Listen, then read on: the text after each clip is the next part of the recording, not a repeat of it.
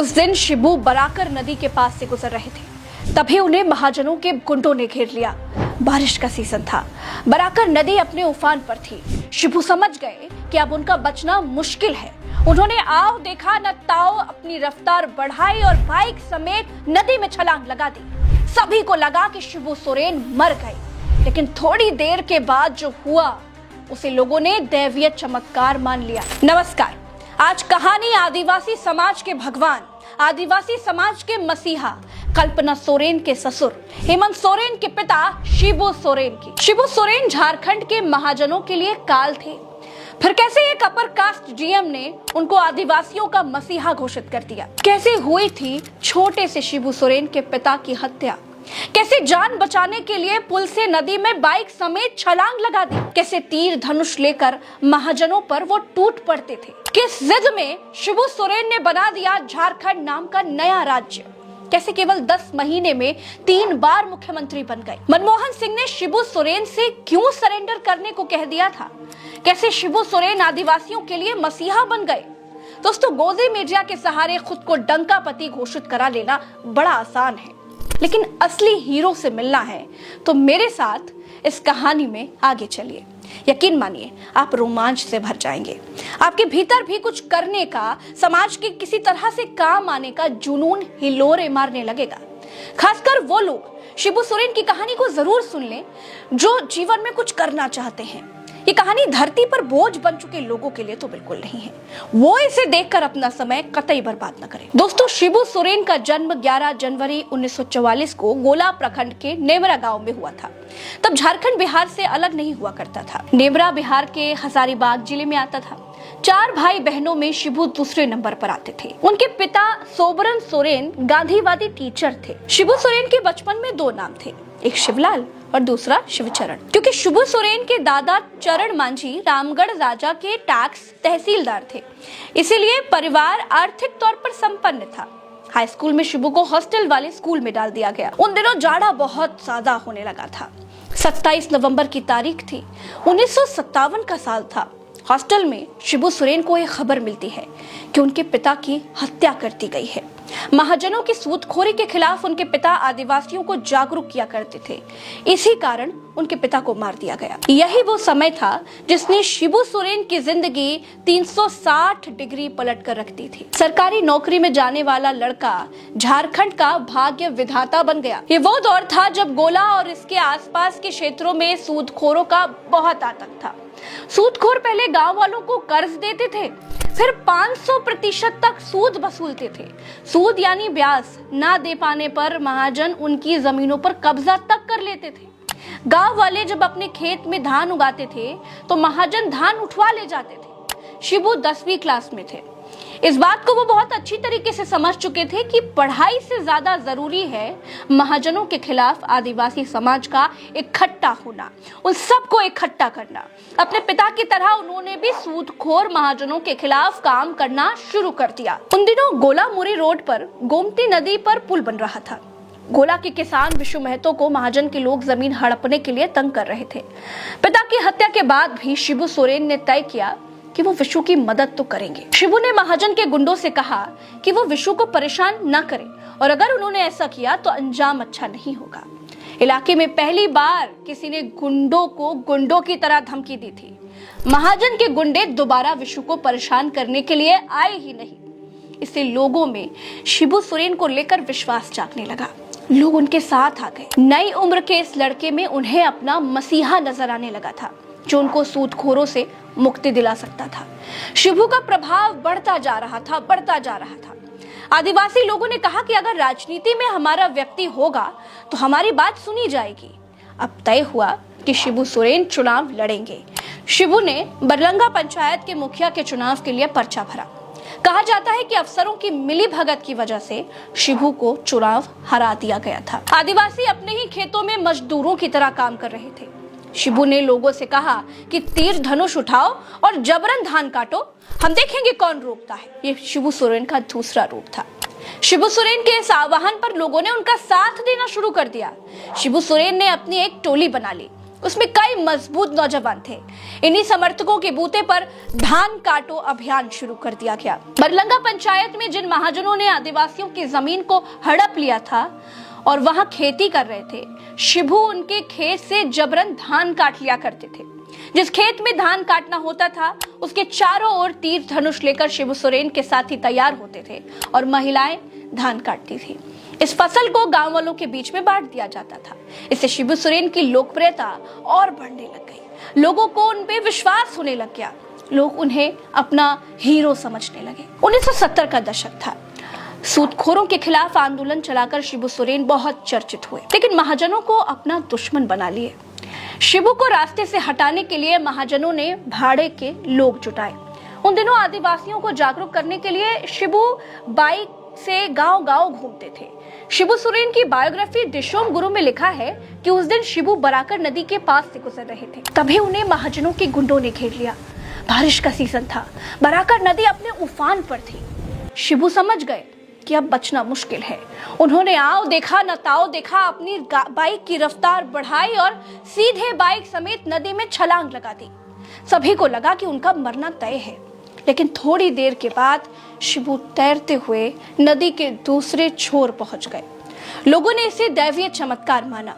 आदिवासियों ने शिबू को दिशोम गुरु कहना शुरू कर दिया। संथाली में दिशोम गुरु का अर्थ होता है देश का गुरु। इस बीच विनोद बाबू सीपीआई छोड़ चुके थे। वे अब शिबू सोरेन के साथ आ गए थे। वो समझ रहे थे कि आदिवासियों को एक राजनीतिक पार्टी की जरूरत है। ऐसे ही एक दिन 4 फरवरी 1972 को धनबाद में शिबू सोरेन और साथियों ने विनोद बाबू के धनबाद वाले घर पर बैठक की। इसमें शिबू सोरेन, विनोद बाबू, एके राय, प्रेम प्रकाश हेत्रम, खतरास के पूर्व राजा पूर्णेंदु नारायण सिंह, शिवा महतो, जातू महतो, शक्तिनाथ महतो, राजकिशोर महतो, गोविंद महतो जैसे तमाम लोग मौजूद थे। बैठक में सोनोत संथाल समाज और शिवाजी समाज का विलय कर नया संगठन बनाने का फैसला लिया गया। बैठक में नए संगठन के नाम पर चर्चा हुई। कई नाम सुझाए गए। नए संगठन का नाम झारखंड मुक्ति मोर्चा यानी जेएमएम रखने का निर्णय किया गया। केंद्रीय समिति का गठन किया गया। सभी की सहमति से विनोद बिहारी महतो को अध्यक्ष और शिबू सोरेन को महासचिव और पूर्णेंदु नारायण सिंह को उपाध्यक्ष बनाया गया। 1973 में जेएमएम की स्थापना रैली के बाद से ये मोर्चा काफी सक्रिय और फेमस हो चुका था। सूदखोरों का धान जबरदस्ती काटने के बाद शिबू के खिलाफ कई केस भी दर्ज हो चुके थे। पुलिस सरगर्मी से उनकी तलाश कर रही थी। कई जगह छापे मारे जा रहे थे। 4 फरवरी को जेएमएम का स्थापना दिवस आ रहा था। अध्यक्ष विनोद बिहारी जेल में थे। सबको लगा था कि इतने केसों के कारण शिबू आ नहीं पाएंगे। इसके बावजूद जेएमएम का स्थापना दिवस मनाना तय किया गया। धनबाद में कार्यक्रम स्थल पर भारी भीड़ जमा हो गई। शिबू को गिरफ्तार करने के लिए चप्पे चप्पे पर पुलिस तैनात की गई। थोड़ी देर में पुलिस को चकमा देकर शिबू सोरेन मंच पर प्रकट हुए। हजारों लोग उन्हें घेरे हुए खड़े थे क्योंकि उनका मसीहा सामने था। पुलिस मंच तक पहुंच नहीं पा रही थी। पुलिस को लगा कि भाषण के बाद वो शिबू सोरेन को गिरफ्तार कर लेंगे। पुलिस शिबू को खोजती रही, लेकिन वो भाषण के बाद गायब हो गए। फिर केबी सक्सेना धनबाद के नए उपायुक्त बनकर आए थे। उन्हें शिबू सोरेन को पकड़ने की जिम्मेदारी दी गई थी। शुरुआत में सक्सेना ने शिबू से निपटने के लिए एक सख्त प्लान बनाया। जब उन्हें पता चला कि शिबू आदिवासियों के हित में काम कर रहे हैं, तब उन्होंने शिबू को लेकर अपना नजरिया ही बदल दिया। सक्सेना बेहद निडर व्यक्ति थे। एक बार तो वो किसी तरह से जंगल के भीतर शिबू के ठिकाने तक पहुंच गए। शिबू की सुरक्षा के लिए सैकड़ों आदिवासी तीर कमान लेकर पहरा दे रहे थे। शिबू के पास आकर सक्सेना ने कहा, मैं धनबाद का नया टीसी यानी डीएम हूँ, आपसे मिलने आया हूँ। शिबू ने सक्सेना को अपने पास खाट पर बिठाया। सक्सेना की पूरी आओ भगत की गई। केबी सक्सेना ने शिबू सोरेन से कहा, आपको देखकर एक बात पता चली कि आप आदिवासियों के मसीहा हैं, लेकिन आपकी लड़ाई का तरीका गलत है। जंगल में रहकर कब तक लड़ते रहेंगे? आप कानून के सामने सरेंडर कर दीजिए, वरना किसी दिन पुलिस की गोली के शिकार हो जाएंगे। अगली बार केबी सक्सेना के साथ एसपी और कुछ और भी नए अफसर आए। पहरा दे रहे आदिवासियों को एकदम सख्त निर्देश था कि गिरफ्तारी होते ही हमला करना, वरना नहीं। सक्सेना पहुंचे, लेकिन कोई गिरफ्तारी नहीं हुई। वहां एक बड़ी सभा हुई जिसमें 25,000 आदिवासियों ने भाग लिया। सक्सेना ने कहा कि शिबू आदिवासियों के मसीहा है। ये बात पूरे राज्य में फैल गई। सूदखोर महाजनों ने इसका विरोध किया। समर्पण से पहले ही सक्सेना का तबादला हो गया। हालांकि जाने से पहले वो बिहार के सीएम जगन्नाथ मिश्र और पीएम इंदिरा गांधी को चिट्ठी लिख चुके थे। फिर नए डीसी आए, उनका भी शिबू से संपर्क जारी रहा। एक दिन शिबू को थाने आने के लिए कहा गया। ये वो समय था जब कोई हिम्मत तक नहीं कर सकता था। शिबू को बताया गया कि थाने से ही सीएम साहब आपसे बात कर लेंगे, इसके बाद आप पर लगे केसों को हटा दिया जाएगा। बात 1975 की है दोस्तों। एक दिन डीसी यानी डीएम शिबू सोरेन के ठिकानों पर पहुंचे। उन्हें बताया गया कि शिबू को कुछ दिन जेल में जाना पड़ेगा, लेकिन चीजों को ठीक किया जा सके इसके लिए प्रशासन ने समर्थकों को भरोसा दिलाया कि कुछ भी गलत नहीं होगा, धीरे धीरे सारे केस खत्म हो जाएंगे, लेकिन पहले शिबू को जेल जाना पड़ेगा। इस तरह शिबू सोरेन ने सरेंडर किया। कई दिन शिबू और उनके साथी धनबाद जेल में रहे। डीसी खुद उनकी सुविधाओं का ध्यान रख रहे थे। एक दिन शिबू को बोकारो ले जाया गया। वहां शिबू सोरेन और मुख्यमंत्री जगन्नाथ मिश्र की बातचीत हुई। सीएम ने शिबू से कहा कि धीरे धीरे केस हट रहे हैं, आप जमानत के लिए आवेदन कीजिए, प्रशासन विरोध नहीं करेगा, आप जेल से छूट जाएंगे।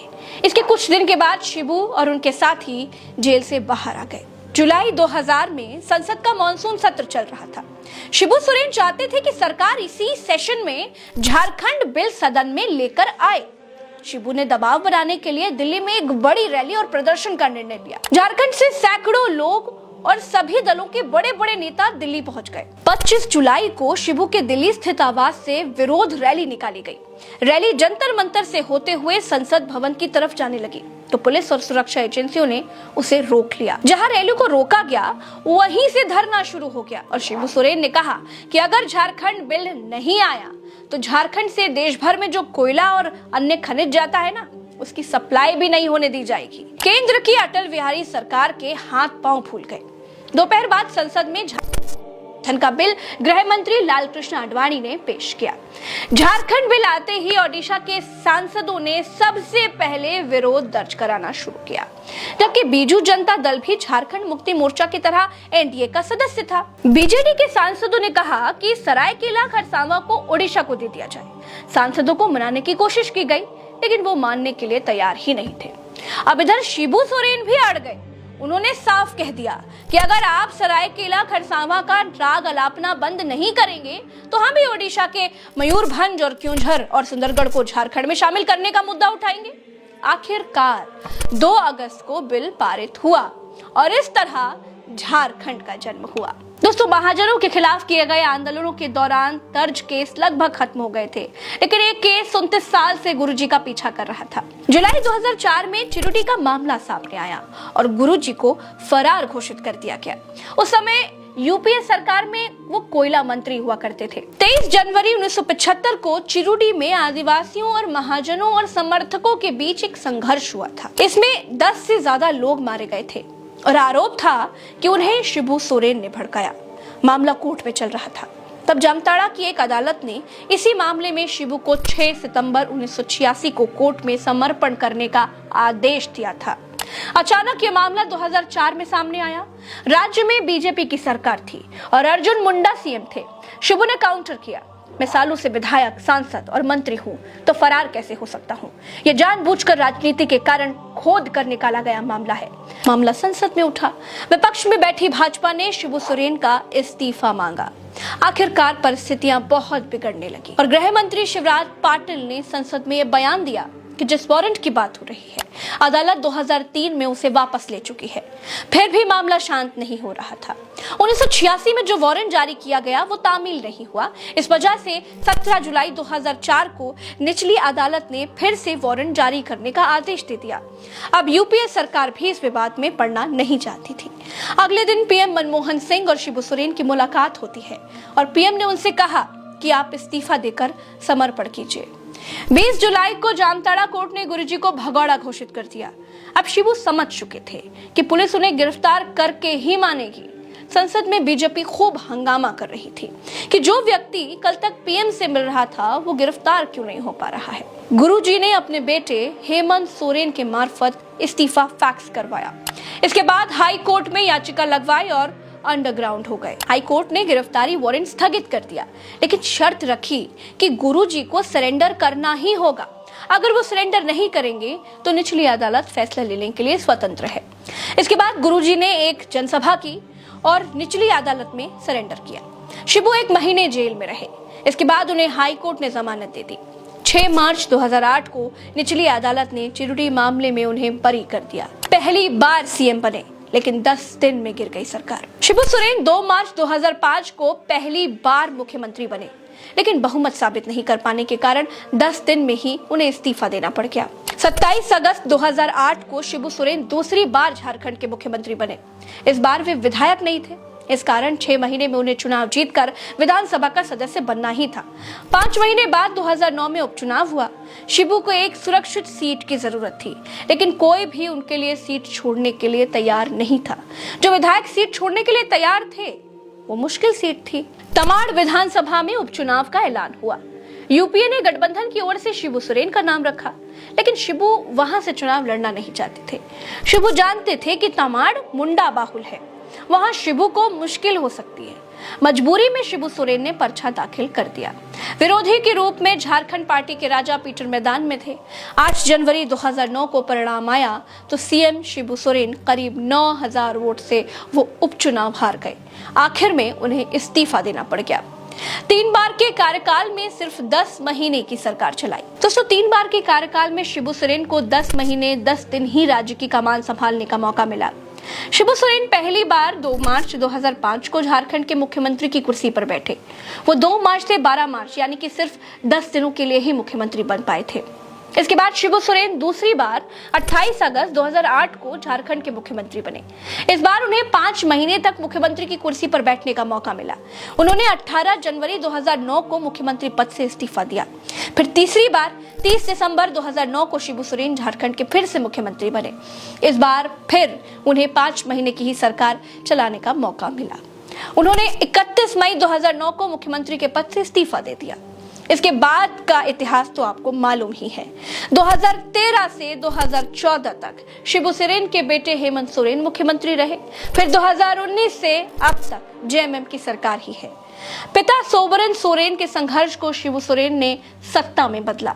शिबू सोरेन का आदिवासियों के लिए किए गए संघर्ष के फल को आदिवासियों तक पहुंचाने की कोशिश हेमंत सोरेन कर रहे हैं। उनकी पत्नी कल्पना सोरेन का आदिवासियों से कनेक्ट और भी ज्यादा है। भारत में ज्यादातर राजसी परिवारों में यह देखा जाता है कि पिता के कमाए हुए पुण्य को बेटे गवा देते हैं, लेकिन शिबू सोरेन ने पिता के संघर्ष को आगे बढ़ाया। अब हेमंत सोरेन अपने पिता शिबू सोरेन के संघर्षों को और आगे ले जा रहे हैं। भले अब महाजनों की जगह कई एजेंसियों ने ले ली हो, लेकिन संघर्ष तो है। सिर्फ बेटा ही नहीं, शिबू सोरेन की बहू भी राजनीतिक मील में नए नए पत्थर स्थापित करती जा रही हैं। झारखंड बहुत सुंदर राज्य है, वहां आदिवासियों के दिलों में शिबू सोरेन वास करते हैं। झारखंड में महाजनों को सपोर्ट करने वाले और उच्च वर्ग के जो लोग हैं वो भाजपा के साथ है, और आदिवासी एक छत्र शिबू सोरेन की वजह से जेएमएम में भरोसा जताते हैं।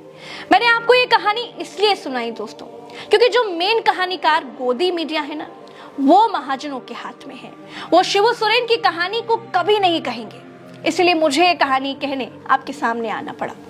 दोस्तों, संथाली मुंडारी हो खड़िया कुडुक नागपुरी में आप सबको जोहार, नमो, प्रणाम। इस कहानी में इतना ही। चलते हैं, मिलेंगे किसी और नई कहानी में। चैनल को सब्सक्राइब जरूर कीजिएगा। मेरा नाम प्रज्ञा मिश्रा है और मैं उत्तर प्रदेश से हूँ। नमस्कार।